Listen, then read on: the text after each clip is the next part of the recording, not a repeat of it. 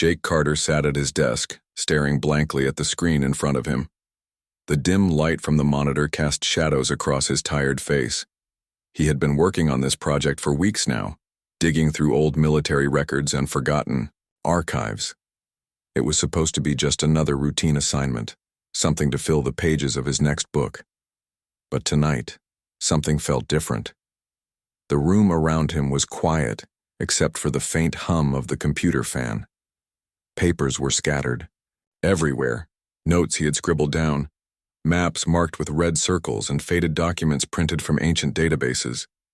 Jake leaned back in his chair, rubbing his temples. He wasn't sure what he was looking for anymore. All he knew was that there were gaps in the official history books.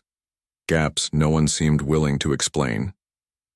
It started when he found a reference to something called Operation Eclipse.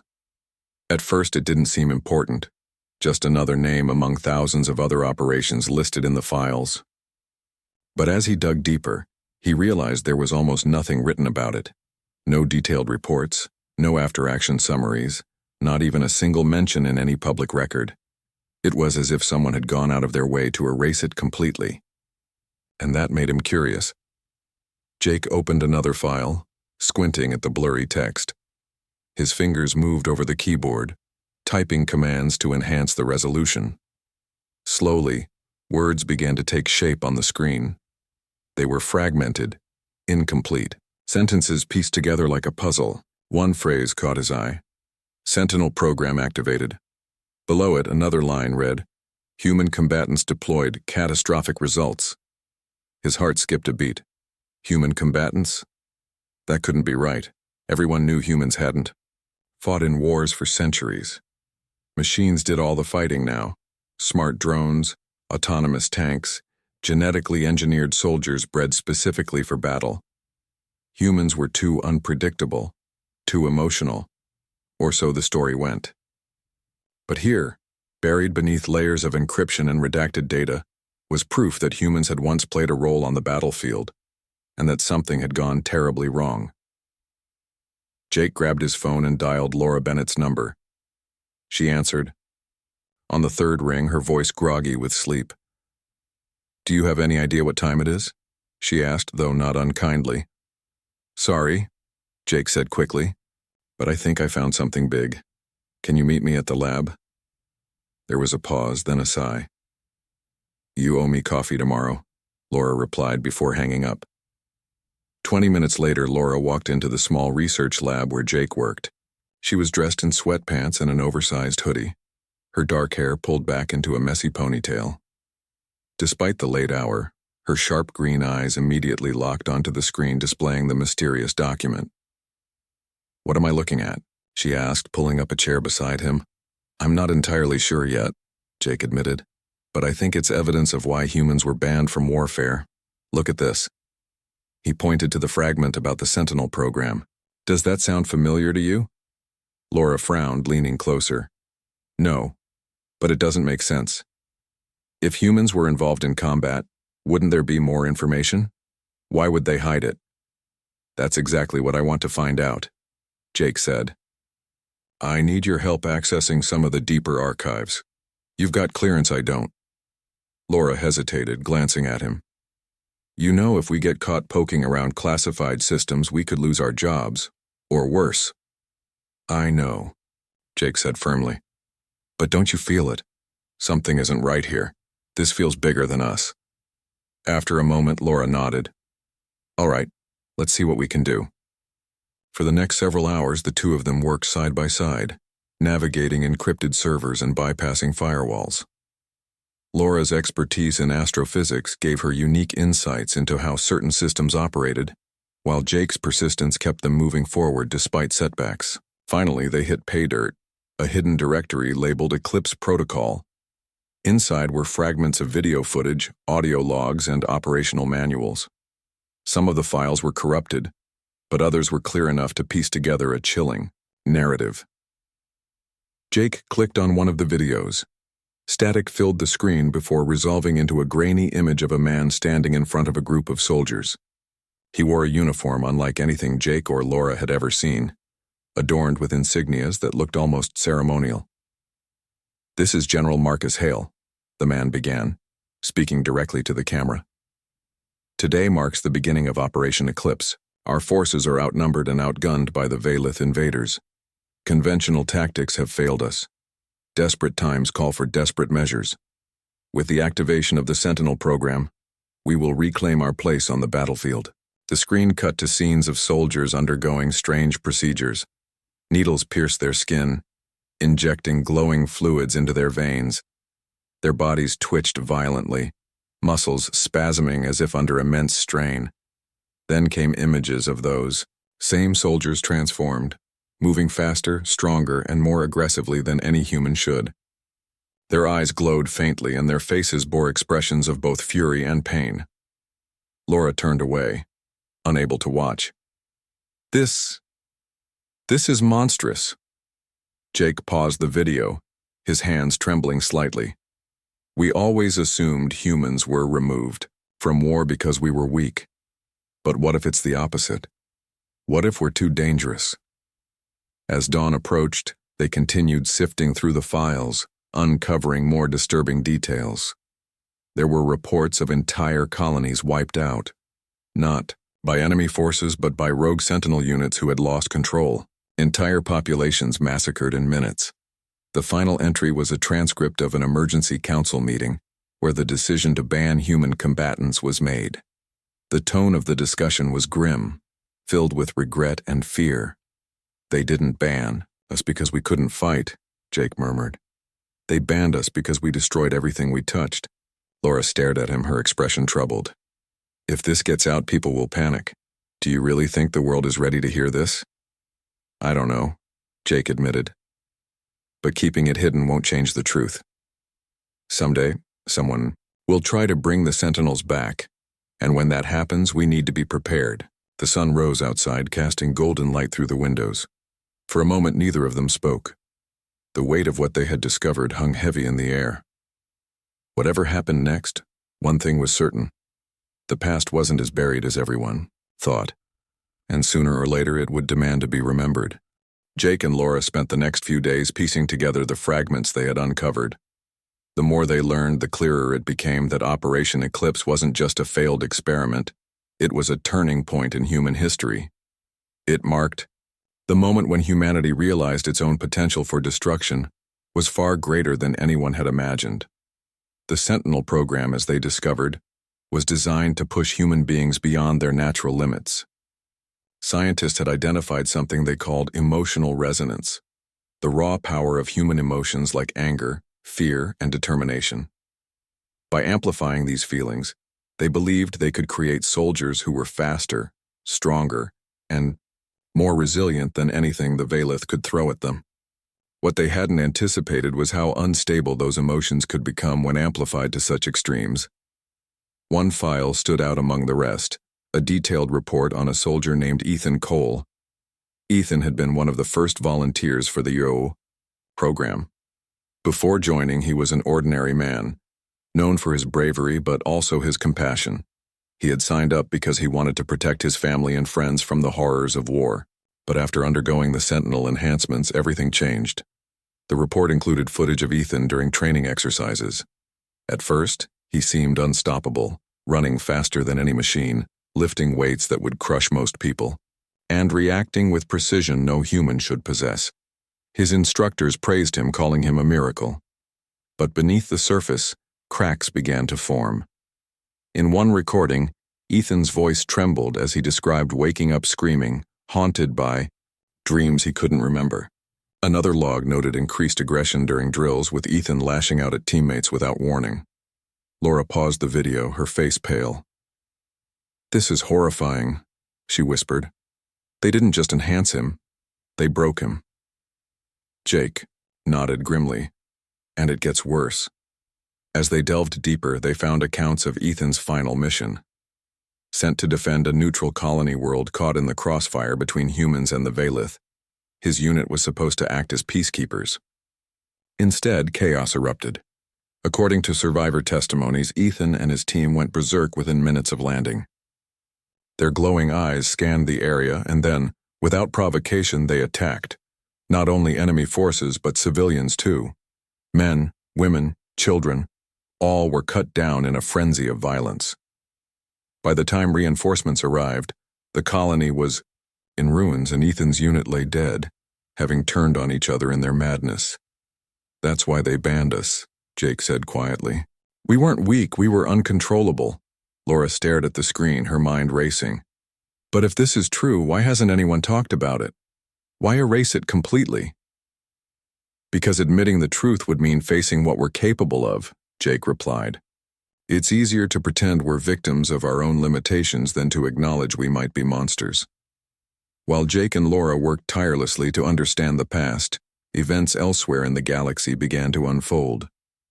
News reports flooded, and about renewed attacks by the Valith, an alien species humanity had thought defeated centuries ago. Entire fleets of automated warships were being wiped out, leaving defenseless planets exposed to invasion. Panic spread across colonies as rumors of impending doom grew louder. Ryan Brooks watched the broadcasts from his small farm on the outskirts of New Chicago. A former soldier turned pacifist, Ryan had left the military years ago, disillusioned by the endless cycle of violence. Now he spent his days tending to crops and trying to live a quiet life. But the sight of burning ships and desperate pleas for help stirred memories he'd tried hard to forget.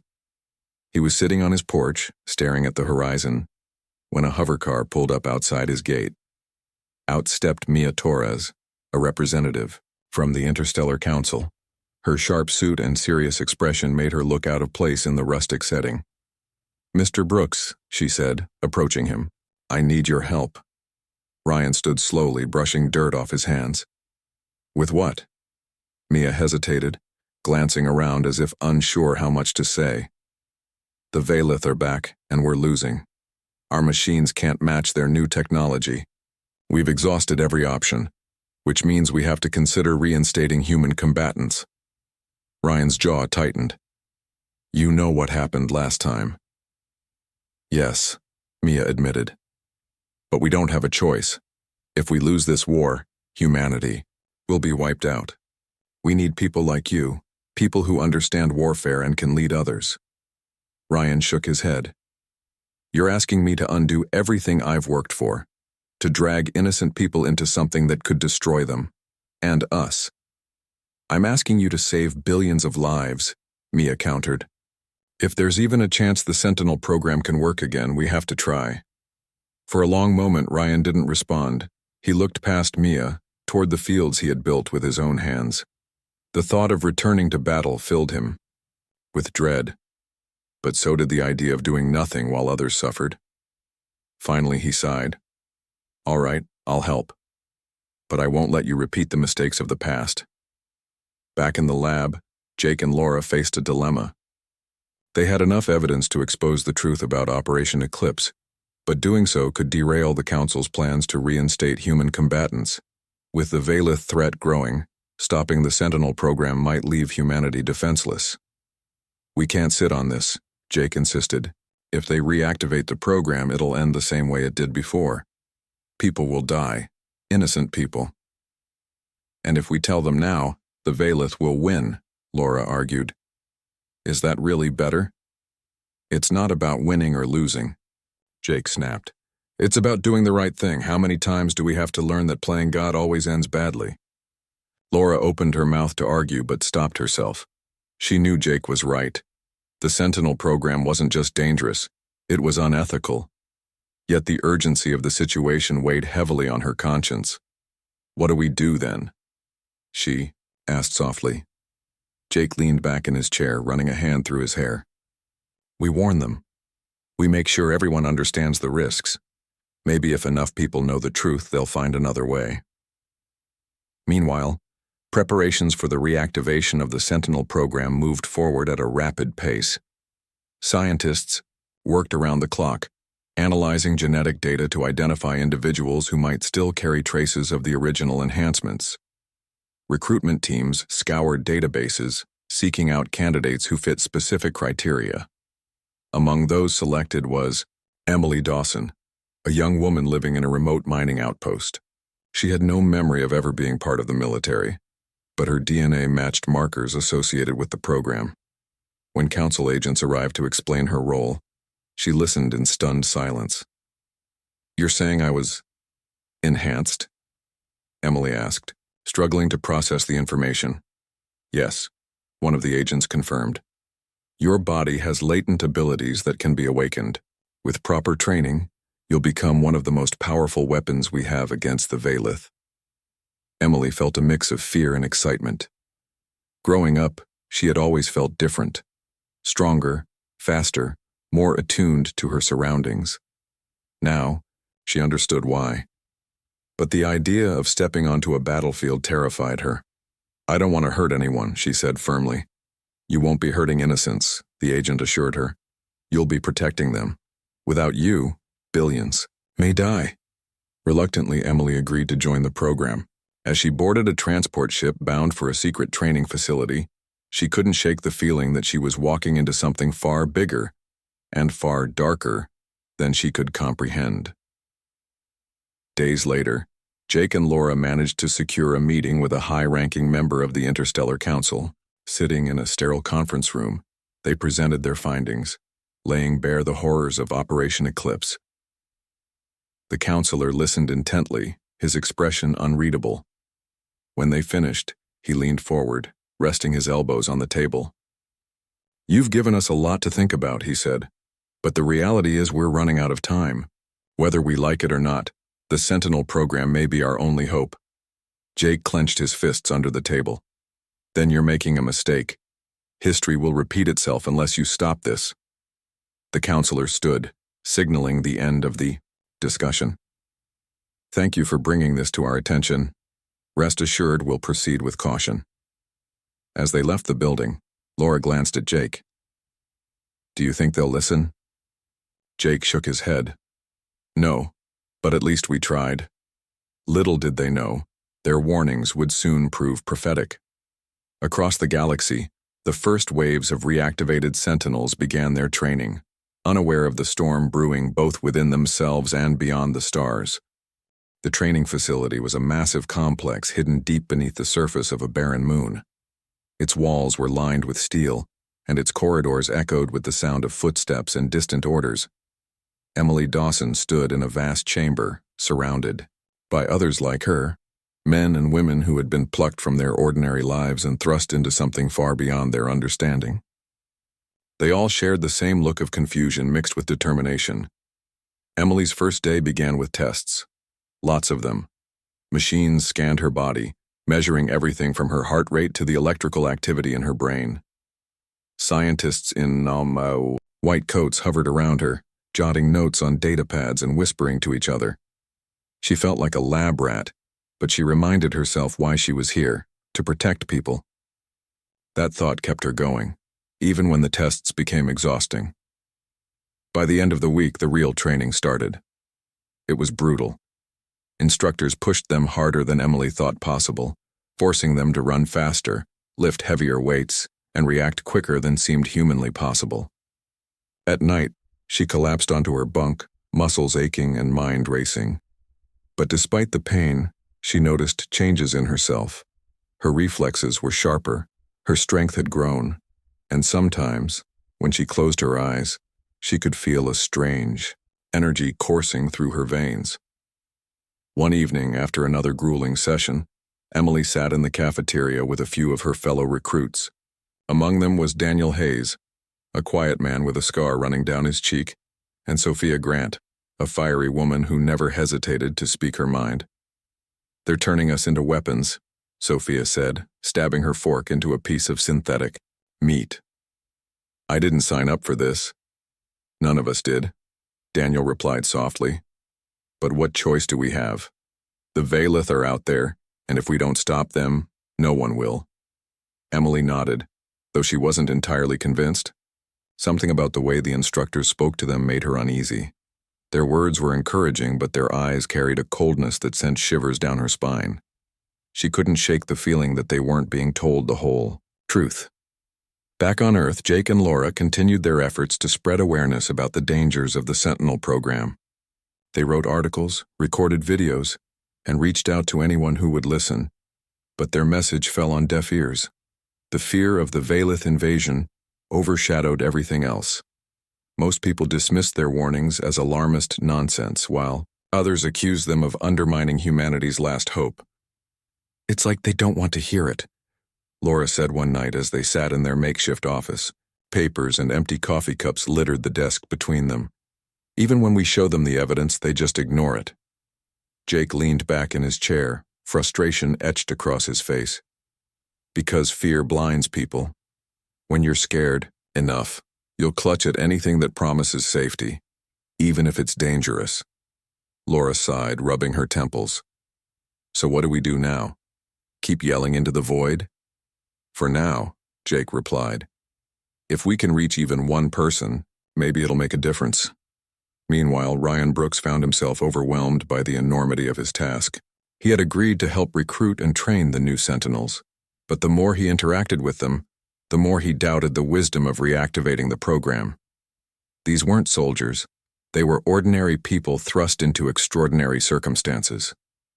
Many of them still struggled to come to terms with their newfound abilities, let alone the responsibility of wielding them. Ryan spent hours talking to the recruits, trying to prepare them for what lay ahead. He shared stories from his own time in the military, emphasizing the importance of discipline and teamwork. But he also warned them about the darker side of combat, the toll it took on the mind and soul. "You'll feel things you've never felt before," he told them during one session.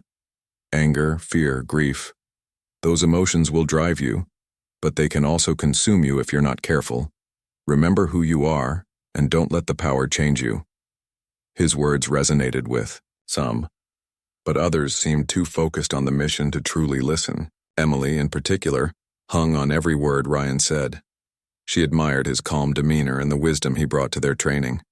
Whenever she felt overwhelmed, she sought him out for advice. "Do you think we can do this?" she asked him one evening as they walked along the edge of the training grounds. The artificial sky above them glowed faintly, mimicking a sunset.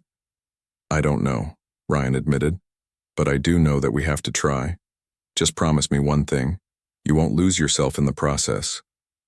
Emily nodded, though deep down, she wasn't sure she could keep that promise. As the days turned into weeks, the recruits grew stronger and more confident. Their transformations were undeniable. They moved with unnatural speed and precision, their bodies responding to commands faster than thought. Even their senses sharpened, allowing them to detect threats long before they materialized. But alongside these physical changes came psychological ones. Some began experiencing vivid nightmares, waking up drenched in sweat and gasping for air. Others reported hearing voices, whispers urging them to embrace the power within. A few lashed out during training exercises, their aggression spiking without warning. Mia Torres, who had recruited Ryan, visited the facility regularly to monitor progress. Each time she arrived, she seemed more anxious than the last. One day, she pulled Ryan aside for a private conversation. "How are they holding up?" she asked, her voice low. "They're pushing themselves hard," Ryan replied cautiously. "But I'm worried about their mental state. Some of them are starting to unravel." Mia frowned, glancing toward the training area where the recruits sparred under the watchful eyes of their instructors. "We don't have time to slow down. Every second counts." "At what cost?" Ryan shot back. "If we push them too far, we risk losing control completely." Mia hesitated, torn between duty and morality. Finally, she sighed. "Just keep them focused. We'll deal with the rest as it comes." Unbeknownst to everyone, the Valith were closer than anyone realized. Deep within their ships, strange machines hummed with energy, analyzing data collected from the Sentinels' activities. The Valith weren't invaders as humanity believed. They were refugees fleeing an ancient threat known as the Void Warden. This entity thrived on chaos and destruction, feeding on the raw emotional energy emitted by sentient beings. The resurgence of the Sentinel program had inadvertently acted as a beacon, drawing the Void Warden's attention once again. On Earth, Jake and Laura stumbled upon fragments of information hinted呼吸，我会继续完成这段内容，并保持简单移动的语言风格. Unbeknownst to everyone, the Valith were closer than anyone realized. Deep within their ships, strange machines hummed with energy, analyzing data collected from the Sentinels' activities. The Valith weren't invaders, as humanity believed. They were refugees fleeing an ancient threat known as the Void Warden. This entity thrived on chaos and destruction, feeding on the raw emotional energy emitted by sentient beings. The resurgence of the Sentinel program had inadvertently acted as a beacon, drawing the Void Warden's attention once again. On Earth, Jake and Laura stumbled upon fragments of information hinting at the truth. Hidden logs from Valith communication arrays revealed their desperation to escape something far worse than humanity had imagined. The Void Warden was described as an eldritch horror, a being that consumed entire civilizations and left only emptiness in its wake. "This changes everything," Laura whispered as she read the translated text. "The Valith weren't attacking us, they were running from it. And now we've drawn its attention," Jake added grimly. "Reactivating the Sentinels is like ringing a dinner bell for that thing." They knew they had to act fast. If the Council didn't understand the true nature of the threat, they would march blindly into disaster. Jake and Laura compiled their findings into a single report, hoping to present it to someone willing to listen. Back at the training facility, Emily led her team through a simulated battle exercise. The recruits moved with terrifying efficiency, their glowing eyes scanning the battlefield for targets. For a moment it seemed like they were unstoppable. Then, without warning, one of the recruits froze, clutching his head as if in pain. His body convulsed, and a guttural scream escaped. His lips. Before anyone could react, he lunged at a nearby teammate, knocking her to the ground. Panic erupted as instructors rushed to intervene. Ryan grabbed Emily's arm, pulling her away from the chaos. "This is what I was afraid of," he muttered. "It's happening faster than we thought." Emily stared at him, her heart pounding. "What do we do?" "We shut it down," Ryan said firmly, "before it's too late." But shutting it down wouldn't be easy. The Council was desperate, and the Sentinels were already being deployed to the front lines. As the galaxy braced for war, the seeds of destruction had already been sown, not just from outside but from within. The first real mission for the Sentinels came sooner than anyone expected. The Interstellar Council, desperate to turn the tide against the Valith, launched an offensive aimed at a suspected enemy stronghold on the edge of human-controlled space. Emily Dawson and her team were among those selected for the operation. Despite their training, none of them felt truly ready. As they boarded the transport ships, Emily's hands trembled slightly. She gripped the railing beside her seat, trying to steady herself. Across from her, Daniel Hayes sat silently, his jaw clenched. Sophia Grant, on the other hand, radiated nervous energy, tapping her fingers against her knee. "Do you think we'll make it back?" Sophia asked, breaking the silence. Emily hesitated before answering. "We have to," she said finally. "There's too much at stake." The journey was short, but tense. When they arrived, the battlefield was unlike anything Emily had imagined. It wasn't a traditional war zone with trenches or bombed-out cities. It was vast and empty, dotted with strange alien structures that pulsed faintly with light.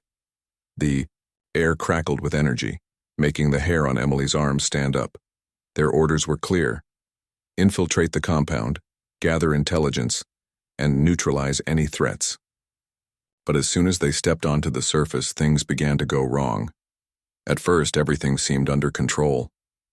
The Sentinels moved with precision, their enhanced abilities giving them an edge over the Valith forces guarding the area.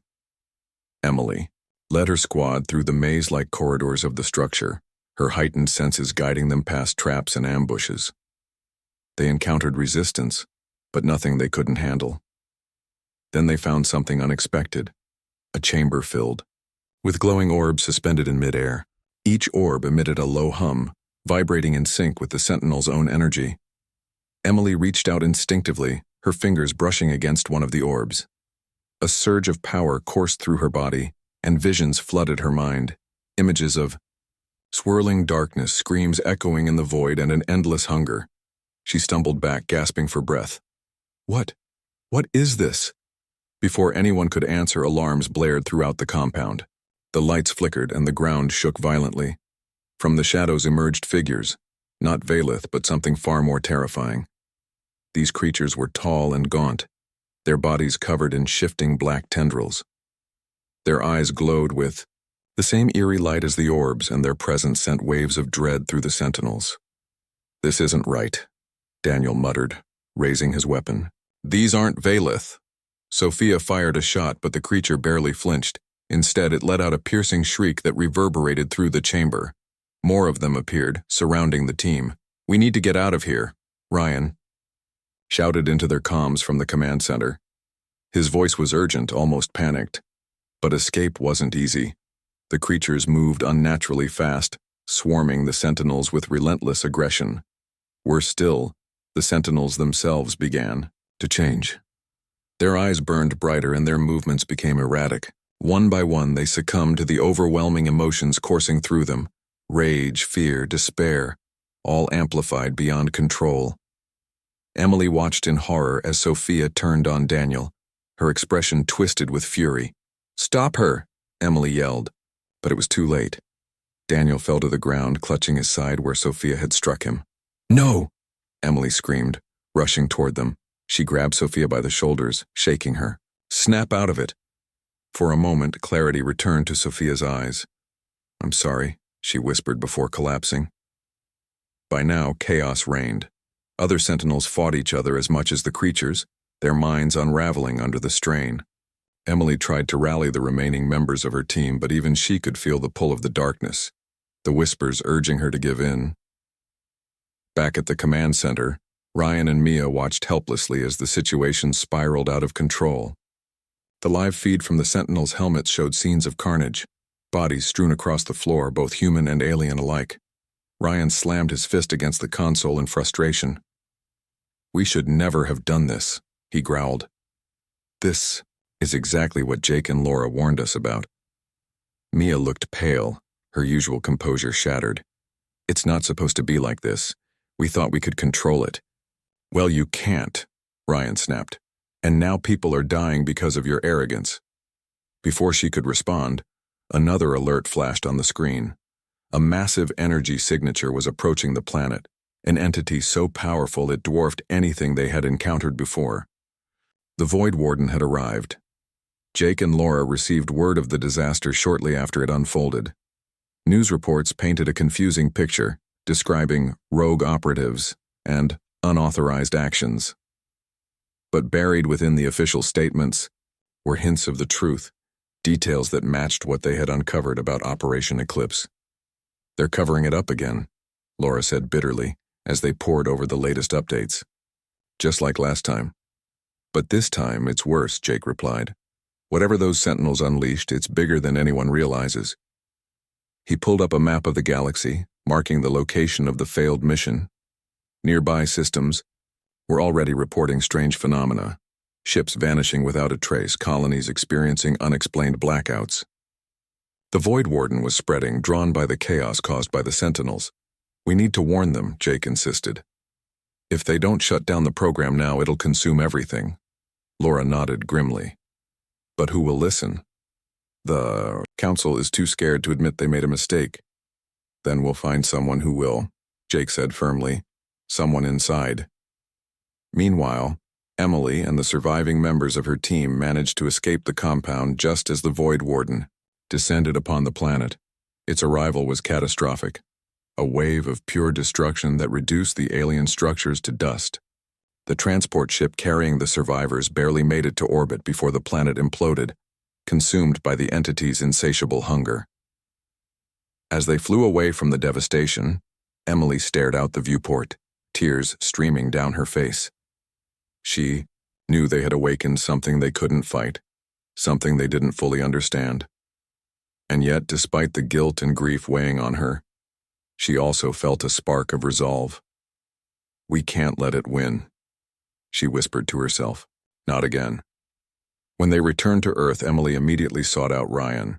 Together, they formulated a plan to dismantle the Sentinel network completely, severing the connection that fueled the Sentinel's powers, and hopefully cutting off the Void Warden's link to humanity.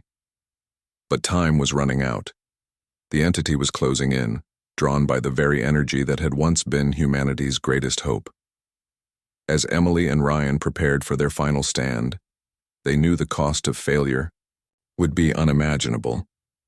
This wasn't just about saving Earth anymore, it was about ensuring the survival of all sentient life. The days following the disastrous mission were a blur of chaos and fear. News of the Void Warden's arrival spread quickly, though the Interstellar Council tried to downplay its significance. Official reports claimed it was just another Valith weapon, a tactic designed to intimidate humanity into surrender. But those who had seen it firsthand knew better. The Void Warden wasn't a tool or a machine.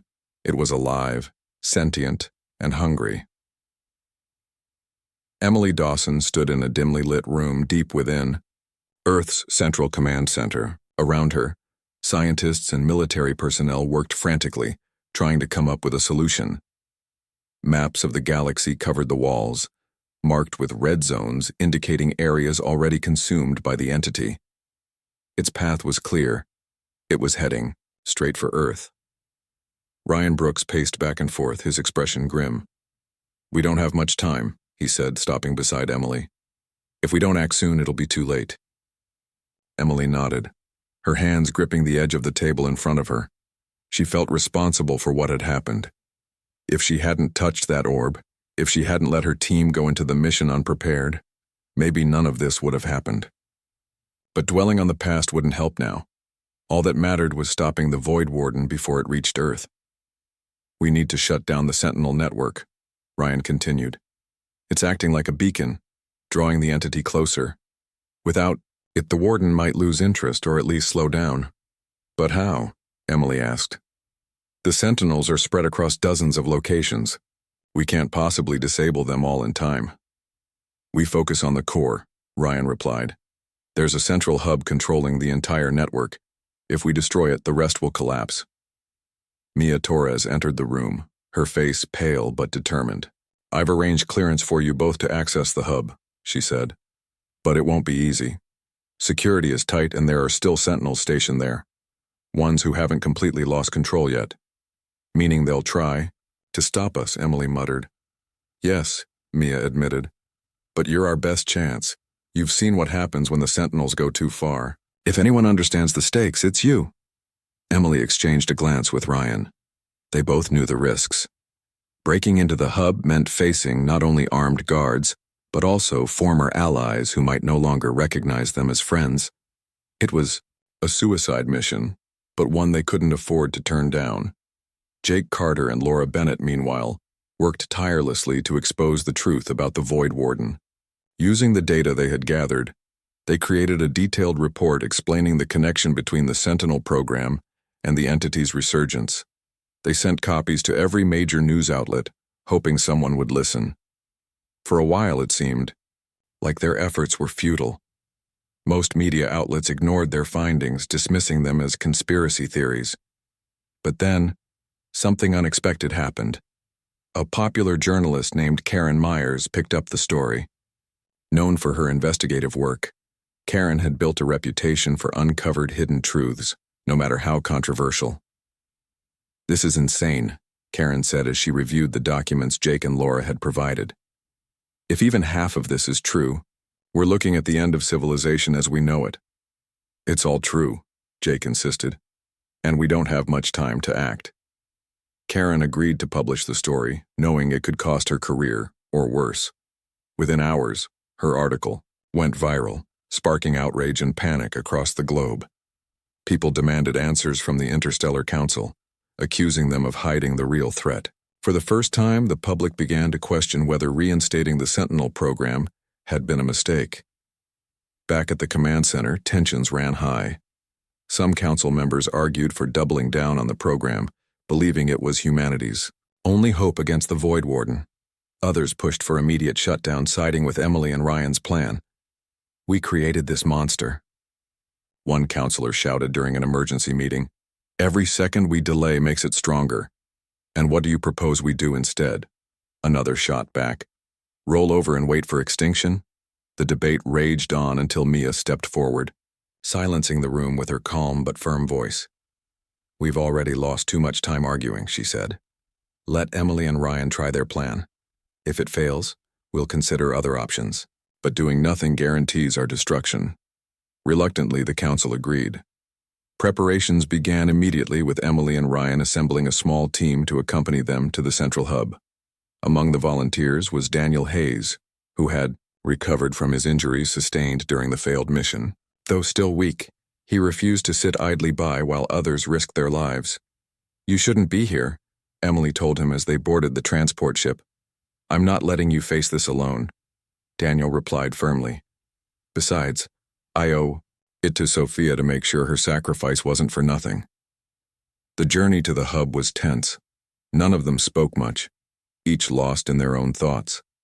When they arrived, the facility loomed ahead, a massive structure surrounded by high walls and patrolled by armed guards. Emily's heart sank as she realized how heavily fortified it was. "This isn't going to be easy," Ryan said quietly. "No kidding," Emily muttered under her breath. They approached cautiously, using stealth tactics to avoid detection. Inside, the corridors were eerily quiet, lit only by flickering fluorescent lights. Every step echoed loudly, making them feel exposed despite their efforts to stay hidden. As they neared the core, they encountered resistance. Sentinels stationed at the facility confronted them, their glowing eyes betraying the instability within. Emily recognized some of them, former comrades who had once trained alongside her. Now they were barely recognizable, their faces twisted with rage and confusion. "Stand down," Ryan shouted, raising his weapon. "We're here to stop the warden." But the sentinels didn't respond. Instead, they charged, moving with unnatural speed and strength. The ensuing fight was brutal. Emily fought desperately, dodging blows and striking back with everything she had. Each blow landed with a sickening thud, and the air filled with the sounds of grunts and screams. Daniel fought beside her, his movements slower due to his injury, but no less determined. Together they managed to take down several sentinels, but reinforcements kept coming. Just when it seemed like they wouldn't make it, a familiar voice called out over the comm system. "Emily, this way." It was Mia, guiding them through a hidden entrance to bypass the main defenses. Following her instructions, they slipped past the remaining sentinels and reached the core chamber. Inside, a massive machine hummed with energy, its surface pulsing with light. Streams of data flowed across monitors lining the walls, showing the extent of the Sentinel network's reach.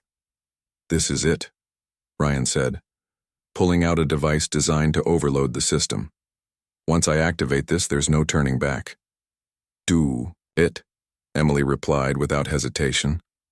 Ryan nodded and inserted the device into a port on the machine. Immediately, alarms blared and the ground shook violently. Sparks flew as the system began to overload. Outside, sentinels converged on the rear chamber, pounding against the doors in a desperate attempt to stop them. "We need to move," Daniel yelled, firing his weapon to hold them off. "Almost done," Ryan shouted, typing furiously on a console. With a final keystroke, the machine exploded in a burst of light and heat. The screens went dark, and the hum faded into silence. For a moment, everything was still. Then slowly the shaking stopped and the pressure in the air lifted. Emily slumped against the wall, breathing heavily. "Did it work?" she asked. Ryan checked the monitors. "The network is down. The warden should lose its connection."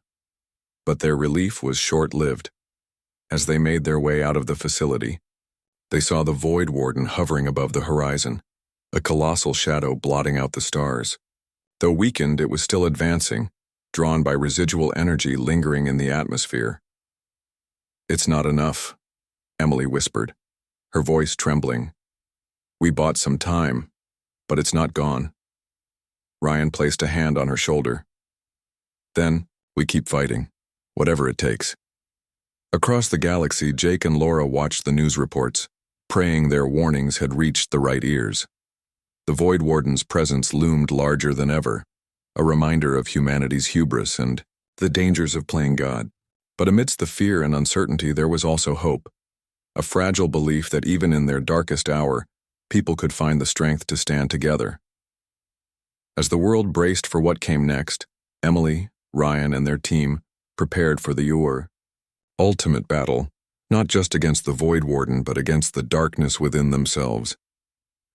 The Void Warden loomed over Earth like a storm cloud ready to unleash its fury. Its massive form shifted and writhed, tendrils of darkness reaching out as if searching for something, or someone. Despite the destruction of the Sentinel network, the entity hadn't disappeared. It lingered, drawn by the lingering echoes of human emotion that still radiated from the planet below. Emily Dawson stood on a hill overlooking the city, her arms crossed tightly against the cold wind. Behind her, Ryan Brooks and Daniel Hayes worked with a small team of scientists trying to figure out their next move. The hub's destruction had slowed the Warden, but it wasn't enough. Without a way to sever its connection completely, it would eventually consume everything. "We need more time," Ryan said, frustration evident in his voice. "If we can find a way to disrupt its energy source." "But how?" Emily interrupted, turning to face him. "We've already shut down the Sentinels. What else is there?" Ryan hesitated, glancing at the ground. "There's one option left, but it's dangerous. If we overload Earth's remaining power grids, we might create enough interference to break the Warden's link entirely." "That sounds insane," Daniel muttered, looking up from his datapad.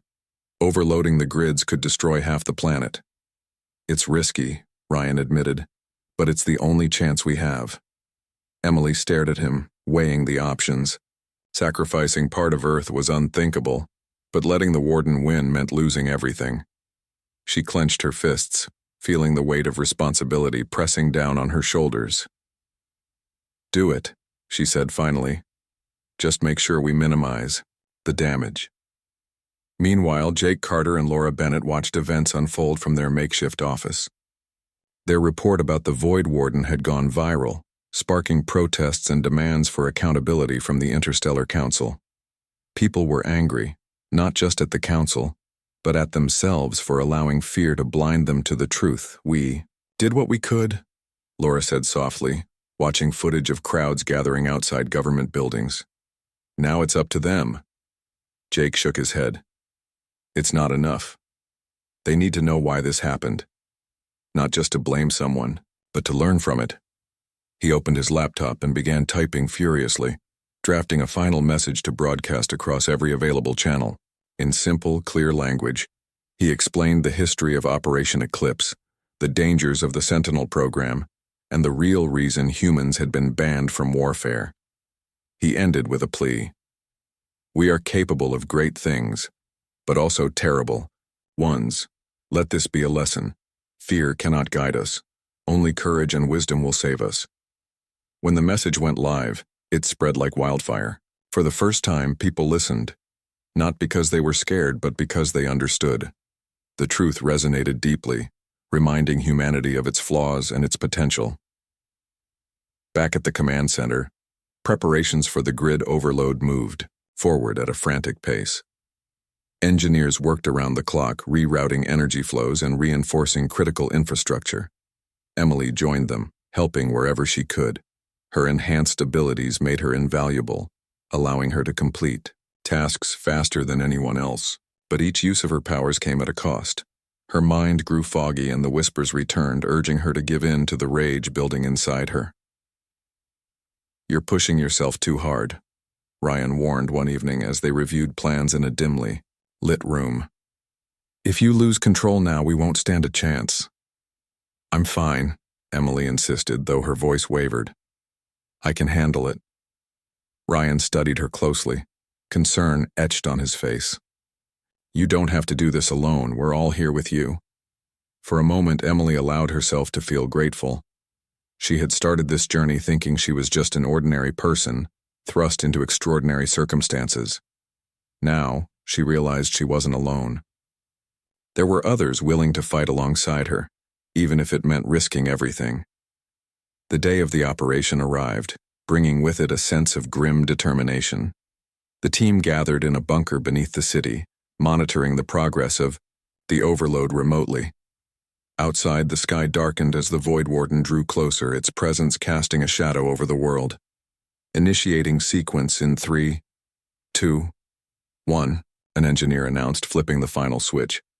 Energy surged through the grids, creating waves of electromagnetic interference that rippled outward. Lights flickered across the city, and alarms blared as systems struggled to cope with the sudden surge. On the monitors, readings showed the warden's connection to Earth weakening, but not breaking. "It's working," Daniel exclaimed, pointing to the data. "Keep going." But then, disaster struck. One of the reactors destabilized, threatening to explode and take a large section of the city with it. Emily didn't hesitate. Grabbing a containment suit, she ran toward the reactor, ignoring Ryan's shouts behind her. Inside, the heat was unbearable, and the air crackled with energy. Emily focused all her strength on stabilizing the core, her body trembling under the strain. Visions of chaos flooded her mind, the same swirling darkness she had seen before. But she pushed through, them refusing to give in. With a final burst of effort, she managed to seal the breach, collapsing to the floor as the reactor stabilized. When she emerged moments later covered in soot and sweat, Ryan rushed to her side. "You shouldn't have done that," he said, helping her to her feet. "If I didn't, we'd all be dead," Emily replied weakly. "Besides, it's not over. Yet." Above ground, the interference reached its peak. The warden let out a deafening roar, its form flickering as if caught between dimensions. Slowly, it began to retreat, pulled back into the void from which it had come. The skies cleared, and the oppressive weight in the air lifted. Cheers erupted in the bunker as the team realized they had succeeded. The Void Warden was gone for now, but no one celebrated for long. They knew the victory came at a cost, and the scars it left behind would take years to heal. In the days that followed, the Interstellar Council formally reinstated the ban on human combatants, vowing never again to gamble with forces beyond comprehension. Emily, Ryan, and the others returned to their lives, forever changed by what they had endured. Jake and Laura published their findings, ensuring the lessons of the Forgotten War and the horrors of the Void Warden would never be forgotten. As they stood atop a hill overlooking the ruins of a once great city, they reflected on the fragility of peace and the resilience of hope.